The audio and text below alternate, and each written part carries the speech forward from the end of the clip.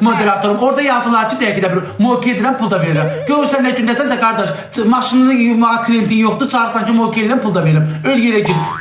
Yaxşı yumursan deyin gəlmirlər də yanına. Ona da səslə nə qədər şey eləyir ha, moke edirəm. Görürsən nə gündə qalmısan, samata yalvarsansa gəl maşınınızı yuyum.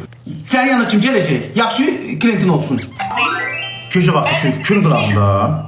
O vaxtı kim adam gəlmiş? Universal tanıyırsınız da yəni ki. Universal nədir xanım, bilmirəm Allah'ın dostu. Restorandır. O sikir o sən ola. Mənim köşə vaxtı oteldə nə işim var? Stüdyası mən şəhərcisi da. Xanım üzünə adı boy verirəm. Otel deməkdir da. Nə əzirəm də mən köşə vaxtı oteldə nə əzirəm külün qırağındakı oteldə? Nə ayırdın da xanım, otelin həyatında nə ayırdın nə? Ağzı məsələni qulaq yalanım deyil Allah'ın dostu. Dedim mənə verdin ki, yılarsan. Ha bax verdim. Sədrəyə gəlmişsin, niyə yalandan?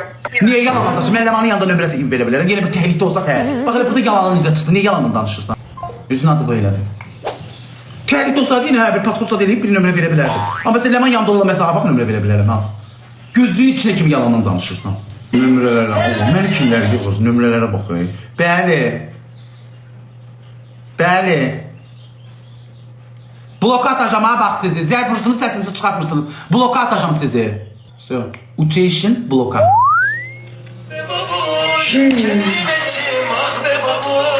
Asasının nömrəsinə. Bax, hamısı 8. Deyəcəm versin ma.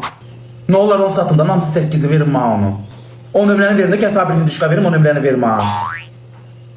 Nə olsun ki pahalıdır? Xanım edəsə pahalı birini düşqa verəcəm da. Lülət. Çək dişini giy. Ya işini hiç vermə.